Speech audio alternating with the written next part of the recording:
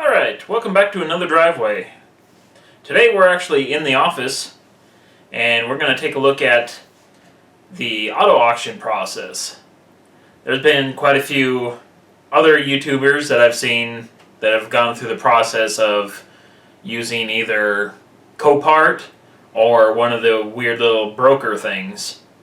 But I actually prefer IAAI. It's a insurance auto auction. They're a lot less likely to get those jackwad people like at Copart that just throw a little turd polish on something and hope to gain an extra grand or two. So these are mainly all from insurance companies. So they just want to sell the car and get rid of it, and what you see is what it is, and so on and so forth. But let's just take a look at a vehicle that I was trying to bid on here, and we'll go from there. Alright, what we got up going is a 2013 Dodge Durango. It's a police edition. It's currently being sold in 134. So that usually means 133 cars have to be sold before this one comes up. So you got a little bit of time from the opening of the auction to look things through and decide on what exactly you plan on buying and doing and get that last minute thing taken care of. This is just a light hail damage vehicle. They think it's worth $17,000 at some point if it was in perfect condition. But since it's hail damaged, it's going to be quite a bit less than that. It's still a normal title. So, fun things with these is trying to figure out what the seller puts on it. Most of these higher priced or higher valued items will usually have some sort of reserve on there. And it's hard to anticipate what they expect to get out of it versus what you will get. And a lot of times you never really meet on the same page and you don't really end up getting the vehicle even though you're a highest bidder. So alright, well, on to how exactly I value vehicles for bidding on. It's basically, I go and decide upon a actual price that it should sell for. So, if I were to buy one from a guy down the street or something, what price would I be willing to pay for it? So, judging from that, I get for this vehicle, max value would probably be about $9,000.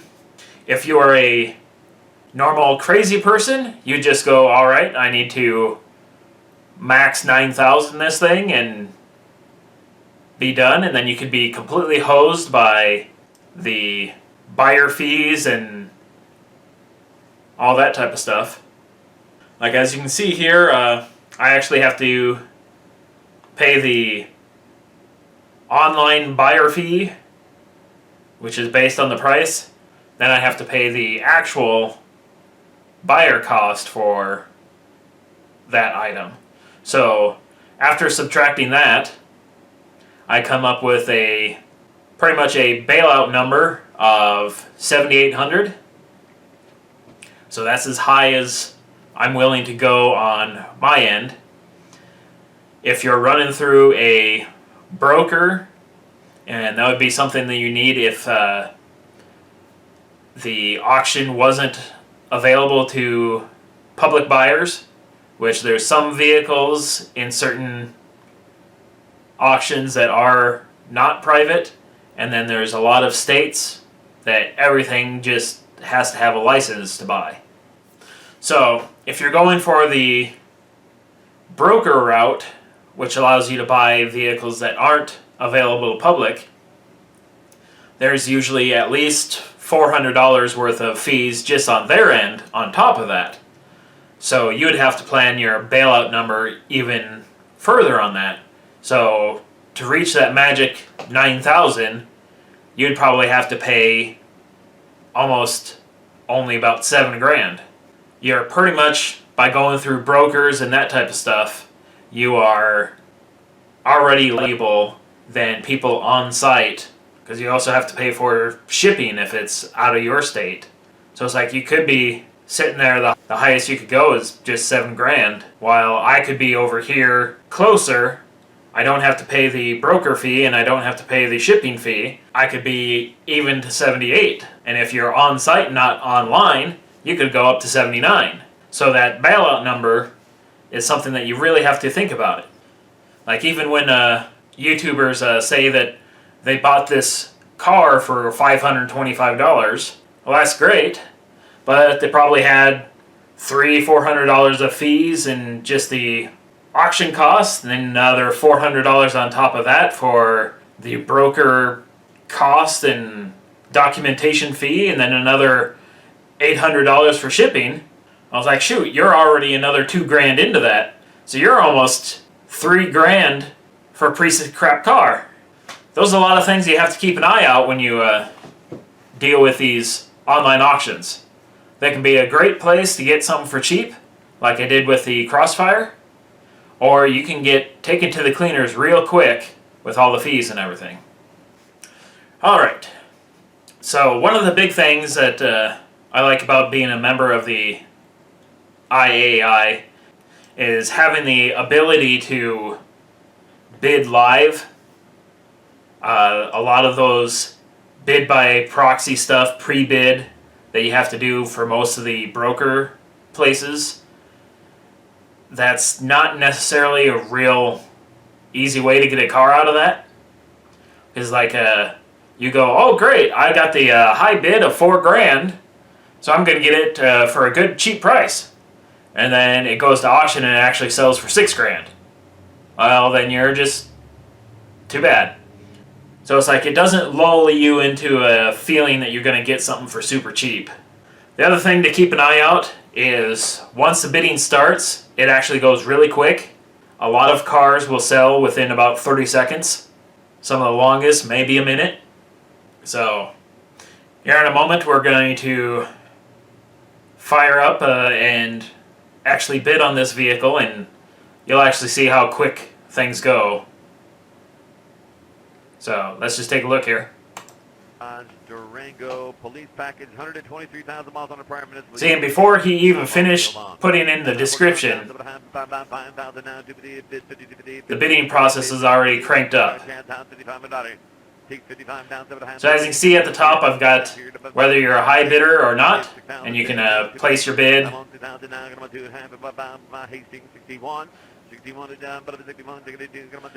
So it's like the other thing that's interesting with auctions is if you don't like the next jump that they're doing, like if it's going from like 73 to 74 and nobody's bidding, they'll actually drop that by about 50 or something.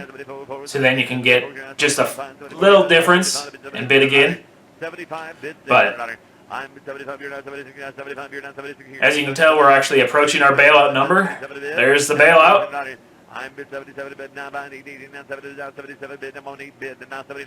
So, as you can tell here, we're pretty much out. We're done. And as you heard there where he said sold on a phone call, that basically means it did not reach the reserve that the seller put on it. So they will call the seller, and usually there'll be some sort of interaction, a second chance offer type of thing. And the issue that this seller is going to have with this vehicle is I'm pretty sure they're going to want like at least $10,000 out of it, and we're coming quite a bit under. They've got a unusual thought into the value of it. It's like thinking that it's a $17,000 vehicle, which it really isn't. Even in a super clean condition, this would probably only be 12, 13,000.